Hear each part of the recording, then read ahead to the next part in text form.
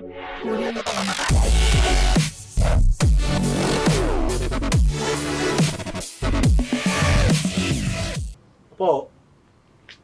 കഴിഞ്ഞ ക്ലാസ്സിൽ നമ്മൾ പഠിച്ചത് ലോക ചരിത്രത്തെക്കുറിച്ചാണ്. ആ ലോക ചരിത്രവുമായിട്ട് ബന്ധപ്പെട്ട ചില വിപ്ലവങ്ങളെക്കുറിച്ച്, റവല്യൂഷൻസിനെ കുറിച്ച് എക്സ്പ്ലെയിൻ ചെയ്യുകയുണ്ടായി. ആ റവല്യൂഷനിൽ നമുക്ക് അവസാനമായിട്ട് പഠിക്കാനായിട്ടുള്ളത് ചൈനീസ് റവല്യൂഷനെ കുറിച്ചാണ്. ചൈനീസ് വിപ്ലവം. നമുക്കറിയാം, ഈ കാലഘട്ടത്തിൽ ചൈന എന്ന് പറയുന്ന രാജ്യത്തിൻ്റെ പ്രസക്തി നമുക്ക് അറിയാവുന്നതാണ്. അപ്പോൾ നമുക്കറിയാം, ഈ COVID-19 എന്ന് പറയുന്ന മഹാമാരിക്ക് ഒരുപക്ഷെ ആവിർഭാവം ചൈനയിൽ നിന്നാണ് എന്നാണ് നമ്മൾക്ക് മനസ്സിലാക്കാൻ വേണ്ടി കഴിയും. ഇപ്പോൾ ചൈനീസ് റവല്യൂഷൻ, ചൈനയിൽ ഉണ്ടായിരുന്ന അധികാര കൈമാറ്റം, അഡ്മിനിസ്ട്രേറ്റീവ് ചേഞ്ചിനെ കുറിച്ചാണ് നമ്മൾ ഈ ചാപ്റ്ററിനകത്ത്, ഈ റവല്യൂഷനകത്ത് ഡിസ്കസ് ചെയ്യുന്നത്. അതിൽ ചൈനീസ് റവല്യൂഷനെ കുറിച്ച് പറയുമ്പോൾ നമുക്കറിയാം, ചൈന വർഷങ്ങളായിട്ട് ഭരിച്ചുകൊണ്ടിരിക്കുന്ന ഒരു ഡൈനാസ്റ്റിയാണ്, രാജവംശമാണ്. മഞ്ചു ഡൈനാസ്റ്റി എന്ന് പറയും, മഞ്ചു രാജവംശം. അപ്പോൾ വർഷങ്ങളായിട്ട് ചൈന വിദേശ ആധിപത്യത്തിൻ്റെ കീഴിലായിരുന്നു, ഫോറിൻ അഡ്മിനിസ്ട്രേഷൻ്റെ കീഴിലായിരുന്നു. നമുക്കറിയാം, ലോകരാജ്യങ്ങളെ, പല രാജ്യങ്ങളെയും യൂറോപ്യൻ രാജ്യങ്ങൾ അടക്കി ഭരിച്ചിരുന്നു എങ്കിലും ചൈനയിലേക്കും അവരുടെ ആധിപത്യം നടത്താൻ വേണ്ടി ശ്രമിച്ചു. അത് ചൈനയിലേക്കും അത്തരത്തിലുള്ള ആധിപത്യം നടത്തുന്നു. വിദേശാധിപത്യത്തിനും രാജവാഴ്ചയ്ക്കും എതിരായ വിപ്ലവം 20-ാം നൂറ്റാണ്ടിൽ ചൈന സാക്ഷ്യം വഹിച്ചു. ലോകത്തിൻ്റെ മറ്റു ഭാഗങ്ങൾ നടപ്പിലാക്കിയതിൽ നിന്ന് വ്യത്യസ്തമായ രണ്ട് നയങ്ങൾ യൂറോപ്യൻ രാഷ്ട്രങ്ങൾ, പ്രത്യേകിച്ച് അമേരിക്കയും ഉൾപ്പെട്ട കൊളോണിയൽ ശക്തികൾ ചൈനയിൽ നടപ്പിലാക്കാൻ വേണ്ടി ശ്രമിച്ചു. അപ്പോൾ അമേരിക്ക ഉൾപ്പെടുന്ന കൊളോണിയൽ ശക്തികൾ ചൈനയിൽ വിദേശ ആധിപത്യം കൊണ്ടുവരുന്നതിന് രണ്ട് നയം നടപ്പിലാക്കി. ടു പോളിസീസ്, രണ്ട് നയങ്ങൾ. ആ രണ്ട് നയത്തെക്കുറിച്ച് നമ്മൾ പറയുന്നത്, ഒന്ന് ഒപ്പിയം വാറിനെ കുറിച്ച് അല്ലെങ്കിൽ കറുപ്പ് യുദ്ധത്തെക്കുറിച്ചും മറ്റൊന്ന് തുറന്ന വാതിൽ നയത്തെക്കുറിച്ചുമാണ്. തുറന്ന വാതിൽ നയം, ഓപ്പൺ ഡോർ പോളിസി. അപ്പോൾ ഓപ്പൺ ഡോർ പോളിസിയും ഓപ്പിയം ട്രേഡിൽ കൂടിയും വിദേശ വ്യാപാരികൾ ചൈനയിൽ ആധിപത്യമുണ്ടാക്കാൻ ശ്രമിച്ചു. അപ്പോൾ ഓപ്പൺ ഡോർ പോളിസിയിൽ കൂടി, തുറന്ന വാതിൽ നയത്തിൽ കൂടിയും ഒപ്പിയം ട്രേഡിൽ കൂടിയും ചൈനയിൽ ആധിപത്യം വരുത്താൻ, അല്ലെങ്കിൽ ചൈനീസ് ഡോമിനേഷനെ, അല്ലെങ്കിൽ ചൈനയുടെ മേൽ ആധിപത്യം സ്ഥാപിച്ചെടുക്കാൻ വിദേശ ശക്തികൾക്ക് കഴിയും. അതിൽ ഏറ്റവും പ്രധാനമായിട്ട് നമ്മൾ പഠിക്കുന്നത് ഒപ്പിയം ട്രേഡിനെ കുറിച്ചാണ്, അല്ലെങ്കിൽ കറുപ്പ് യുദ്ധത്തെ കുറിച്ചാണ്. യൂറോപ്യൻ രാജ്യങ്ങൾ ചൈനയിൽ നടപ്പിലാക്കിയ ഒരു പദ്ധതിയാണ് കറുപ്പ് യുദ്ധം എന്ന് പറയും. എന്താ കറുപ്പ്? ഒപ്പിയം എന്ന് പറയും. Opium is an intoxicant. എന്താ ഇൻടോക്സിക്കന്റ്? ഒപ്പിയം എന്ന് പറയുന്നത് ഒരു ലഹരി വസ്തുവാണ്. ഒപ്പിയം എന്ന് പറയുന്നത് ഒരു ലഹരി വസ്തുവാണ്. ആ ഒപ്പിയം എന്ന് പറയുന്ന ലഹരി വസ്തു ചൈനയിൽ ഇറക്കുമതി ചെയ്ത് ചൈനീസ് ജനതയുടെ ബുദ്ധിയെ മരവിപ്പിക്കുക, അതാണ് ഇവരുടെ ലക്ഷ്യം. അപ്പോൾ വിദേശീയരുടെ ലക്ഷ്യമെന്ന് പറയുന്നത് ചൈനീസ് ജനതയുടെ ബുദ്ധിയെ മരവിപ്പിക്കുക. അപ്പൊ ചൈനീസ് ജനതയുടെ ബുദ്ധിയെ മരവിപ്പിക്കുന്നതിന് വേണ്ടിയിട്ട് അവിടെ കറുപ്പ് യുദ്ധം എന്ന് പറയുന്ന ഒരു പദ്ധതി നടപ്പിലാക്കുകയുണ്ട്. അപ്പൊ കറുപ്പ് യുദ്ധം കൊണ്ടുവന്നിട്ട്, കറുപ്പ് യുദ്ധം എന്ന് പറഞ്ഞു കഴിഞ്ഞാൽ ചൈനയിൽ ധാരാളമായിട്ട് സിൽക്ക്, നിങ്ങൾ ചൈനീസ് പട്ടിനെ കുറിച്ച് കേട്ടിട്ടുണ്ട്. ചൈനീസ് പട്ട് ലോക വ്യാപാര കേന്ദ്രത്തിലെ ഒരു പ്രധാനപ്പെട്ട, എല്ലാവർക്കും ഇഷ്ടപ്പെട്ട ഒരു ഉൽപ്പന്നമായിരുന്നു ചൈനീസ് പട്ട് എന്ന് പറയുന്നത്. അപ്പൊ ചൈനീസ് പട്ട്,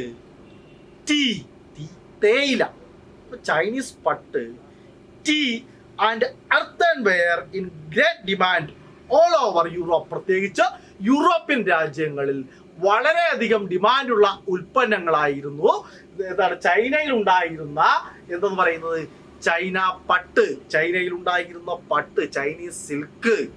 അതോടൊപ്പം തന്നെയാണ് ചൈനീസ് earthenwares, ചൈനീസ് കളിമൺ പാത്രങ്ങൾ. അപ്പൊ ചൈനയിൽ ഉണ്ടായിരുന്ന കളിമൺ പാത്രങ്ങൾ, അതോടൊപ്പം തന്നെ ചൈനീസ് ടീ, ചൈനയിൽ ഉണ്ടായിരുന്ന തേയില, ധാരാളം തേയില അവിടെ ഉണ്ടായിരുന്നു. ആ തേയിലയും യൂറോപ്യൻ രാജ്യങ്ങൾക്ക് വളരെ താല്പര്യമായിരുന്നു. അപ്പൊ എങ്ങനെയെങ്കിലും ഈ കച്ചവടങ്ങൾ അതെല്ലാം തന്നെ യൂറോപ്പിൽ ഡിമാൻഡുള്ള ഉൽപ്പന്നങ്ങളായിരുന്നു. China gained huge profit through the export of these items. ഈ സാധനങ്ങൾ കയറ്റുമതി ചെയ്ത് ചൈന വളരെയധികം പ്രോഫിറ്റ് നേടിയിരുന്നു. അപ്പൊ ചൈനയുടെ സമ്പത്തിന്റെ അടിസ്ഥാന ഘടകം എന്ന് പറയുന്നത്, ബേസിക് എന്ന് പറയുന്നത്, ചൈനയുടെ സമ്പത്തിന്റെ അടിസ്ഥാനം എന്ന് പറയുന്നത് ഈ ചൈന പട്ട, ചൈനീസ് earthenwares, അതോടൊപ്പം തന്നെയാണ് ടീ. ഈ പ്രോഡക്ട്സ് ഒക്കെ തന്നെ ചൈനയുടെ ആ വെൽത്തിന്റെ, സമ്പത്തിന്റെ ഒരു അടിസ്ഥാന ഘടകമായിരുന്നു. എങ്ങനെയെങ്കിലും ചൈനീസ് വ്യാപാരത്തിലേക്ക് കടന്നു കയറണം എന്നുള്ളതായിരുന്നു യൂറോപ്യന്മാരുടെ ചിന്ത. മനസ്സിലായല്ലോ? എങ്ങനെയെങ്കിലും ചൈനീസ് ട്രേഡിലേക്ക്, ചൈനയുടെ വ്യാപാര സമുച്ചയത്തിലേക്ക്, ചൈനീസ് വിപണിയിലേക്ക് തങ്ങൾക്ക് കടന്നു കയറണം എന്ന് യൂറോപ്യന്മാർ ചിന്തിക്കുന്നു. അപ്പോൾ പ്രത്യേകിച്ച് അമേരിക്കക്കാർ ഉൾപ്പെടെ, യൂറോപ്യന്മാരും അമേരിക്കക്കാരും ഉണ്ട്.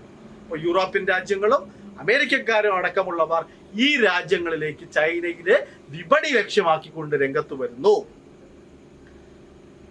As a result, the European traders suffered a great loss. As remedy for this loss, the British traders exported opium and intoxicant to China. അങ്ങനെ എങ്ങനെയെങ്കിലും ഈ വ്യാപാരം പിടിച്ചെടുക്കുക, ഈ വിപണി പിടിച്ചെടുക്കുക, അതിനു വേണ്ടിയിട്ട് there was nothing to import to China from Europe. യൂറോപ്പിൽ നിന്നും ഒന്നും ചൈനയിലേക്ക് ഇറക്കുമതി ചെയ്യാനും പറ്റുന്നില്ല. ചൈനയിലുള്ള ഉൽപ്പന്നങ്ങളെ തങ്ങൾക്ക് കൊണ്ടുപോകാനും പറ്റുന്നില്ല. അവിടെയുള്ള ഉൽപ്പന്നങ്ങളെ, യൂറോപ്യൻ രാജ്യങ്ങളിലെ ഉൽപ്പന്നങ്ങളെ ചൈനയിലേക്ക് ഇറക്കുമതി ചെയ്യാനും പറ്റുന്നില്ല. നമുക്കറിയാം, ബ്രിട്ടീഷുകാർ ഇന്ത്യയിൽ വന്നതിനെ കുറിച്ച് നിങ്ങൾ കേട്ടിട്ടുണ്ട്. ബ്രിട്ടീഷുകാർ ഇന്ത്യയിൽ വന്നതിന് ശേഷം നമ്മളെ ഇവിടെയുള്ള റോ മെറ്റീരിയൽസ് കളക്ട് ചെയ്തു. റോ മെറ്റീരിയൽസ് എസ്പെഷ്യലി എന്തൊക്കെയാണെന്ന് നിങ്ങൾ പഠിച്ചിട്ടുണ്ടാവും, കുഞ്ഞു ക്ലാസ്സിൽ പഠിച്ചിട്ടുണ്ടാവും. റോ മെറ്റീരിയൽസ് എന്ന് പറഞ്ഞു കഴിഞ്ഞാൽ ഈ ബ്രിട്ടീഷുകാർ ഇന്ത്യയിൽ വന്നിട്ട് ഇന്ത്യയിലുള്ള പരുത്തി, അല്ലേ, പരുത്തി അറിയാലോ, പരുത്തി, കോട്ടൺ പ്രോഡക്ട്സ്. അപ്പോൾ ഈ കോട്ടൺ കൊണ്ടുപോവുകയും അത് കോട്ടനും അതോടൊപ്പം തന്നെ ഇൻഡിഗോയും ഒക്കെ തന്നെ ഇവിടെ കൾട്ടിവേറ്റ് ചെയ്യുന്ന കോട്ടണും ഇൻഡിഗോയും ഒക്കെ തന്നെ കൾട്ടിവേറ്റ് ചെയ്യുന്ന ഉൽപ്പന്നങ്ങളെ ഇവിടേക്ക് ബ്രിട്ടനിലേക്ക് കൊണ്ടുപോയി ഈ റോ മെറ്റീരിയൽസിനെ അവിടെ കൊണ്ടുപോയി അതിനെ തുണിയാക്കിയതിന് ശേഷം ആ ഉൽപ്പന്നങ്ങൾ പ്രോഡക്ട്സിനെ ഇന്ത്യയിലേക്ക് ഇമ്പോർട്ട് ചെയ്തു. ആ പ്രോഡക്ട്സിനെ ഇന്ത്യയിലേക്ക് ഇമ്പോർട്ട് ചെയ്ത് ബ്രിട്ടീഷുകാർ ലാഭം നേടി. അതുപോലെ തന്നെ ചൈനക്കാരും ഇവിടേക്ക് ചൈനയിലെ ബ്രിട്ടീഷുകാർ, പ്രത്യേകിച്ച് യൂറോപ്യൻകാർ പ്രത്യേകിച്ച് ബ്രിട്ടീഷുകാർ, അപ്പോൾ യൂറോപ്യൻകാർ ചൈനയിലെ വിപണി പിടിച്ചെടുക്കാൻ വേണ്ടി ശ്രമിച്ചു. പക്ഷെ പറ്റുന്നില്ല. ചൈനയിലുള്ള ഈ ഉൽപ്പന്നങ്ങൾ, ചൈനീസ് പട്ടും അതോടൊപ്പം തന്നെ ചൈനീസ് കളിമൺ പാത്രങ്ങളും അതോടൊപ്പം തന്നെ ചൈനീസ് ടീയും ഒക്കെ മുന്നിൽ കണ്ടുകൊണ്ട് എങ്ങനെയെങ്കിലും ഈ വിപണി പിടിച്ചെടുക്കുക, അതായിരുന്നു ബ്രിട്ടീഷുകാരുടെ, പ്രത്യേകിച്ച് യൂറോപ്യന്മാരുടെ ലക്ഷ്യം. പറ്റുന്നില്ല. അത് പറ്റാത്തത് കൊണ്ട് അവൻ ഒരു പരിപാടി ആസൂത്രണം ചെയ്തു. ചൈനയെ തകർക്കുക. ചൈന എന്ന് പറയുന്നത് നിങ്ങൾക്കറിയാം, ഒരുപാട് ഇലക്ട്രോണിക് പ്രോഡക്ട്സിന്റെ നിർമ്മാതാക്കൾ ചൈനക്കാരായിരിക്കും.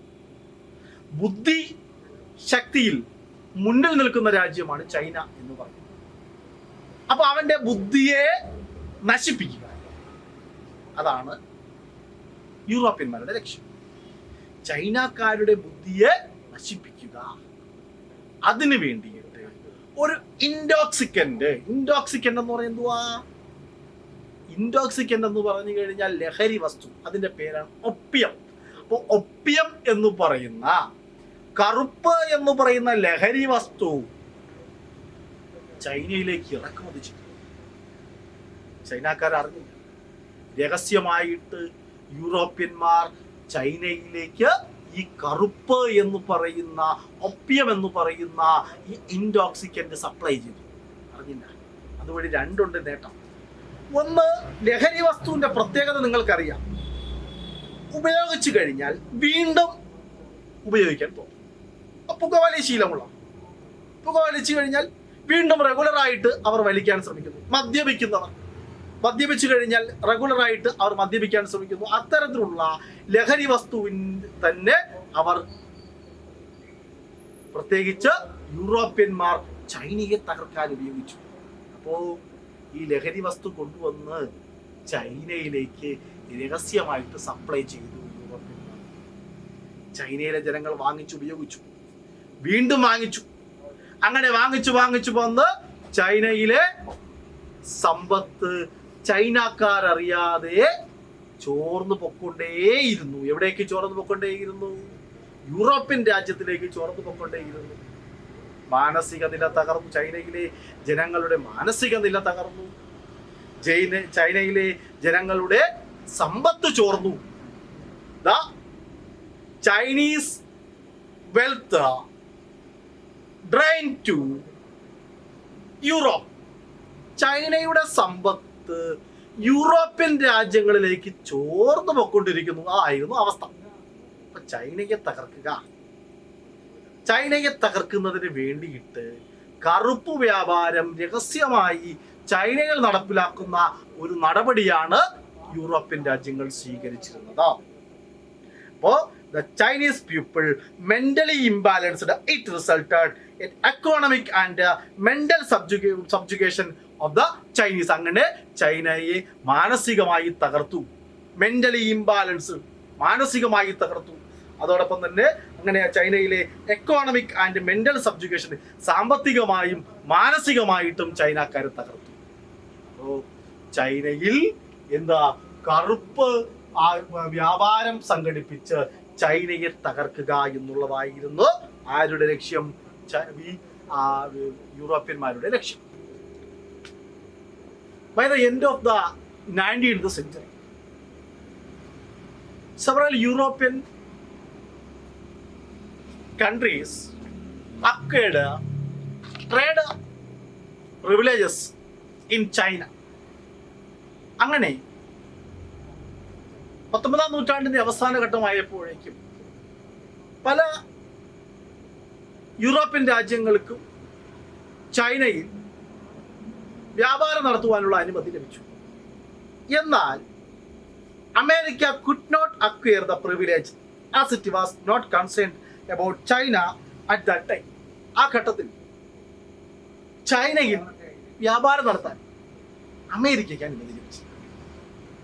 അപ്പോൾ മറ്റു പല രാജ്യങ്ങൾക്കും, യൂറോപ്യൻ രാജ്യങ്ങൾക്കും ചൈനയിലേക്ക് വന്ന് ട്രേഡ് നടത്താൻ, കച്ചവടം നടത്തുവാനുള്ള അനുമതി ലഭിച്ചു.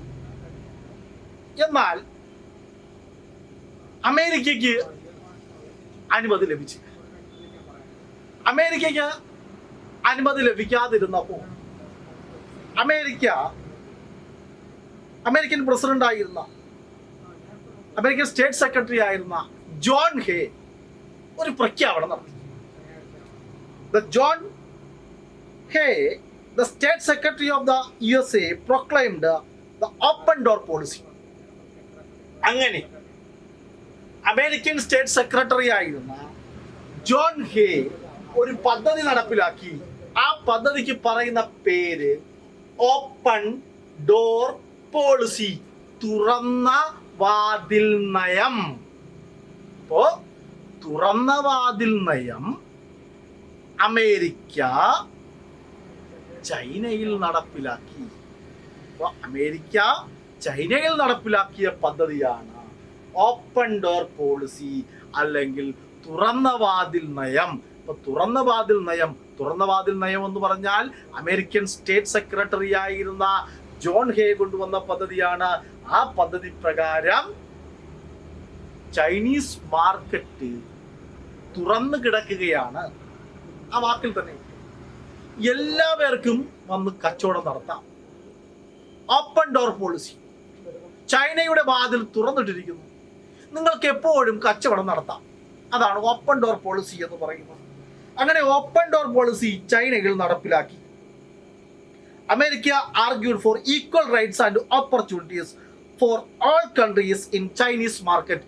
എല്ലാ രാജ്യങ്ങൾക്കും ചൈനീസ് മാർക്കറ്റിൽ ഈക്വൽ റൈറ്റ്സ്, തുല്യ അവകാശവും തുല്യ നീതിയും. അപ്പോൾ all countries argued for equal rights and opportunities.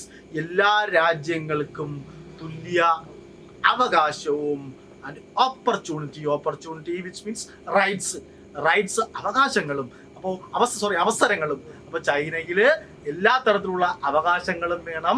അതോടൊപ്പം തന്നെ ചൈനയിൽ എല്ലാ രാജ്യങ്ങൾക്കും കച്ചവടം നടത്തുവാനുള്ള ഓപ്പർച്യൂണിറ്റീസ്, അവസരങ്ങളും വേണം. അപ്പോൾ അവസരങ്ങൾ, എല്ലാ രാജ്യങ്ങൾക്കും തുല്യമായ അവകാശവും അധികാരവും അവസരവും കൊണ്ടുവരുന്ന ഒരു പദ്ധതിയാണ് ഓപ്പൺ ഡോർ പോളിസി. അങ്ങനെ China was divided into different foreign regions to be controlled by various countries. The aim of this policy was to create an opportunity for the USA to interfere in China. അങ്ങനെ ചൈനയെ വിവിധ വ്യാപാര മേഖലകളായി തിരിച്ചുകൊണ്ട് ആ ഓരോ മേഖലകളിലും വിവിധ ഈ യൂറോപ്യൻ രാജ്യങ്ങൾ കച്ചവടം നടത്താൻ വേണ്ടി ശ്രമിച്ചു. അങ്ങനെ അമേരിക്കയ്ക്കും അതിനുള്ള അവസരം നേടിയെടുക്കുക എന്നുള്ളതായിരുന്നു അതിൻ്റെ ഉദ്ദേശം. ഇതായിരുന്നു അമേരിക്കയുടെ ലക്ഷ്യം. അപ്പോൾ അമേരിക്കയ്ക്ക് ചൈനയിൽ ട്രേഡ് നടത്താൻ കഴിയാതിരുന്നപ്പോൾ അവർ അവിടെ ഓപ്പൺ ഡോർ പോളിസി എന്ന് പറയുന്ന ഒരു പുത്തൻ ആശയം കൊണ്ടുവരികയും ആ പുത്തൻ ആശയത്തിന്റെ അടിസ്ഥാനത്തിൽ ചൈനീസ് മാർക്കറ്റിൽ തുല്യ അവകാശവും തുല്യ അവസരങ്ങളും സൃഷ്ടിച്ചെടുക്കുക, ഇതായിരുന്നു ലക്ഷ്യം. അങ്ങനെ ഓപ്പൺ ഡോർ പോളിസി കൊണ്ടുവന്നു. അങ്ങനെ അമേരിക്കൻ സ്റ്റേറ്റ് സെക്രട്ടറി ആയിരുന്ന ജോൺ ഹേ കൊണ്ടുവന്ന പദ്ധതിയാണ് ഓപ്പൺ ഡോർ പോളിസി. ഈ ഒപ്പിയം ട്രേഡിൽ കൂടി യൂറോപ്യൻ രാജ്യങ്ങൾ ചൈനയിലേക്ക് ആധിപത്യം സ്ഥാപിക്കാൻ ശ്രമിച്ചു. അതോടൊപ്പം തന്നെ ഓപ്പൺ ഡോർ പോളിസിയിൽ കൂടി അമേരിക്ക ചൈനീസ് മാർക്കറ്റിലേക്ക് ഇടപെടാൻ തുടങ്ങി. അങ്ങനെ ചൈന ഒരു വിദേശീയ രാജ്യങ്ങളുടെ ഒരു വിപണിയായിട്ട്, ഒരു വേൾഡ് മാർക്കറ്റായിട്ട് ചൈന മാറി. മനസ്സിലായല്ലോ? ചൈന യൂറോപ്യൻ രാജ്യങ്ങളുടെയും അമേരിക്കയുടെയും അടക്കമുള്ള ഒരു മാർക്കറ്റായിട്ട് മാറുന്നു.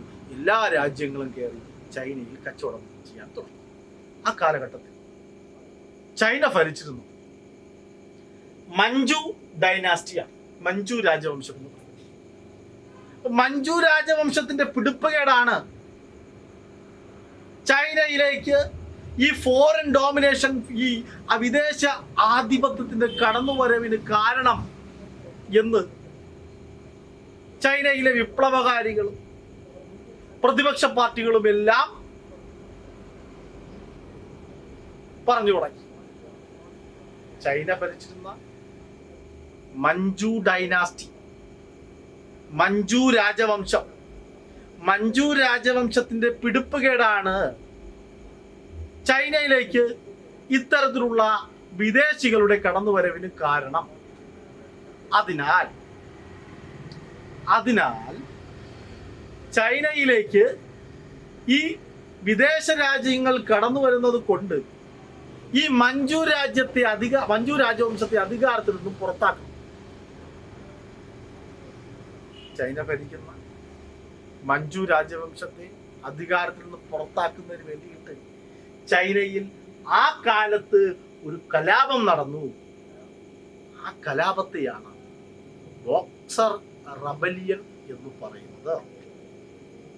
1900 ചൈനയിൽ വിദേശ രാജ്യങ്ങൾക്ക് അവസരം കൊടുക്കുന്ന മഞ്ചു ഡൈനാസ്റ്റിയുടെ മഞ്ജു രാജവംശത്തിന്റെ തീരുമാനത്തിനെതിരെ അവിടെ ഒരു റെബലിയൻ നടന്നു, ഒരു കലാപം നടന്നു. ആ കലാപത്തെയാണ് ബോക്സർ കലാപം എന്ന് പറയുന്നത്. The Manchu dynasty in China favoured the foreign interfere and domination. അങ്ങനെ വിദേശ ഇടപെടലുകളെയും വിദേശ ആധിപത്യത്തെയും അംഗീകരിക്കുന്ന മഞ്ജു ഡൈനാസ്റ്റിയുടെ തീരുമാനത്തിനെതിരെ some secret organisations in China revolted against it. അങ്ങനെ ചില രഹസ്യ സംഘടനകൾ ചൈനയിൽ പ്രവർത്തിക്കാൻ തുടങ്ങി. അപ്പോൾ ചൈനയുടെ ഈ വിദേശീയരുടെ സഹായിക്കുന്ന അല്ലെങ്കിൽ വിദേശീയരുടെ കടന്നുവരവിനെ പ്രോത്സാഹിപ്പിക്കുന്ന ചൈനയിലെ മഞ്ജു രാജവംശത്തിന്റെ തീരുമാനത്തിനെതിരെ ചൈനയിൽ ആ രഹസ്യമായിട്ട് ചില പദ്ധതികൾ ആവിഷ്കരിച്ചു. രഹസ്യമായിട്ട് ചില രഹസ്യ സംഘടനകൾ ആ യോഗം ചേർന്നു. ആ രഹസ്യ സംഘടനകളുടെ സംഘടിത നീക്കത്തെ ആണ് ബോക്സർ കലാപം എന്ന് പറയുന്നത്, boxer rebellion. The Manchu dynasty in China favoured the foreign interfere and domination. ആ ഫോറിൻ ഇന്റർഫിയറൻസ് അല്ലെങ്കിൽ വിദേശ ഇടപെടലുകളും അതോടൊപ്പം തന്നെ ഡോമിനേഷൻ ആധിപത്യത്തെയും അംഗീകരിക്കുന്ന തീരുമാനം. Some secret organisations in China revolted against it in 1900. ആ വർഷം പഠിച്ചോളണം, 1900. ഇപ്പോൾ 1900 വിദേശ ഇടപെടലുകളെ സഹായിക്കുന്ന ചൈനയിലെ മഞ്ജു ഡൈനാസ്റ്റിയുടെ മഞ്ജു രാജവംശത്തിന്റെ തീരുമാനത്തിനെതിരെ ചില രഹസ്യ സംഘടനകളുടെ കലാപം, അതാണ് boxer rebellion. The emblem of this organization was the Boxers First. So this is known as Boxer Rebellion. Though this rebellion was a failure. പക്ഷെ അതിൽ നിന്നും നിങ്ങളൊരു കാര്യം മനസ്സിലാക്കാനുള്ളത്, രഹസ്യമായി പ്രവർത്തിച്ച രഹസ്യമായിട്ടുണ്ടാക്കിയ ഈ ബോക്സർമാരുടെ സംഘം, ബോക്സിംഗ് എന്ന് പറഞ്ഞാൽ നിങ്ങൾക്ക് അറിയാലോ, പഠിച്ചിട്ട് കണ്ടിട്ടുണ്ടാവുമല്ലോ ബോക്സിംഗ്. ഇപ്പൊ ബോക്സിംഗ് എന്ന് പറഞ്ഞാൽ മുഷ്ടിയുദ്ധം. എതിരാളിയുടെ മുഖത്ത് തൻ്റെ മുഷ്ടി ചുരുട്ടിക്കൊണ്ട് ഇടിക്കുക, അതാണ് മുഷ്ടിയുദ്ധം എന്ന് പറയും. അങ്ങനെ മുഷ്ടിയുദ്ധം പരിശീലിച്ചു, എതിരാളികളെ ആക്രമിക്കുന്നതിന് വേണ്ടിയിട്ട് മുഷ്ടിയുദ്ധം പരിശീലിക്കുകയാണ് ചൈനയിലെ ചില രഹസ്യ സംഘടനകൾ ചെയ്തത്. അങ്ങനെ മുഷ്ടിയുദ്ധത്തിൽ കൂടിയും ഇതാണ് മഞ്ജു രാജവംശത്തെ തകർക്കാൻ ശ്രമിച്ചു, പക്ഷെ അതിന് കഴിഞ്ഞില്ല. ആ ബോക്സർ റെബലിയൻ ഒരു പരാജയമായിരുന്നു. It stimulated the revolutions that came up later. പക്ഷെ ഒരു കാര്യമുണ്ട്, ഇത് പിന്നീട് വന്ന റെവല്യൂഷൻസ്, വിപ്ലവത്തെ സ്റ്റിമുലേറ്റഡ് എന്ന് പറഞ്ഞാൽ സ്വാധീനം ചെലുത്തി. It stimulated revolutions came up later. പിന്നീട് വന്ന യുദ്ധങ്ങൾക്ക് സ്വാധീനം ചെലുത്തുന്ന ഒരു യുദ്ധമായിട്ട്, ഒരു വിപ്ലവമായിട്ട് ഈ ബോക്സർ റെബലിയൻ മാറി. ഒരു പരാജയമായിരുന്നു എങ്കിലും ഒരു വിജയത്തിന്റെ മുന്നോടിയായിട്ട് ഒരു ജനങ്ങളെ സ്വാധീനം ചെലുത്താൻ ആ ബോക്സർ റെബലിയന് കഴിഞ്ഞു. ജനങ്ങളെ ഈ ആധിപത്യത്തിനെതിരായിട്ട്, ഈ വിദേശ ആധിപത്യത്തിനെതിരായിട്ടുള്ള പോരാട്ടത്തിലാണ് നിരത്തുവാൻ ഈ ബോക്സർ റെബലിയന് കഴിഞ്ഞു എന്നുള്ളത് അതിൻ്റെ ഒരു വിജയമായിട്ട് നമുക്ക് കണക്കാക്കാം. ഇനി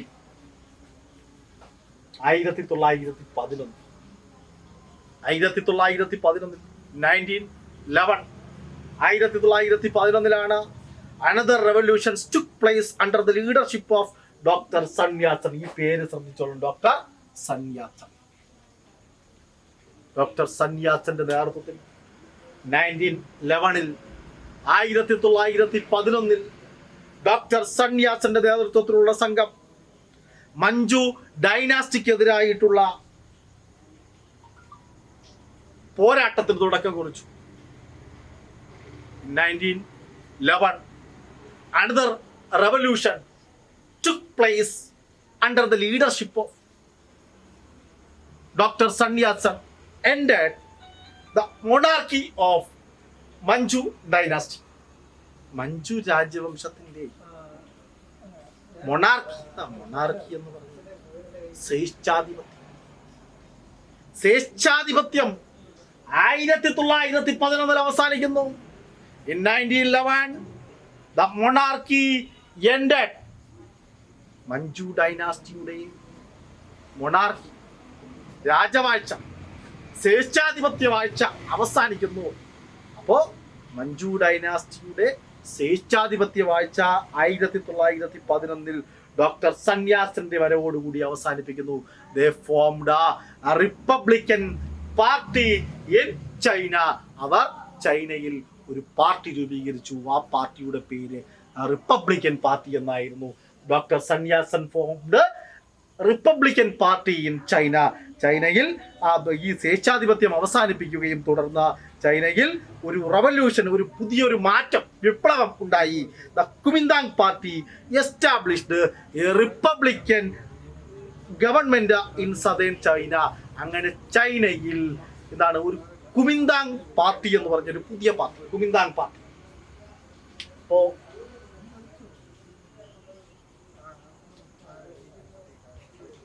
കുമിന്താങ് റിപ്പബ്ലിക് ഫോം ചെയ്തു.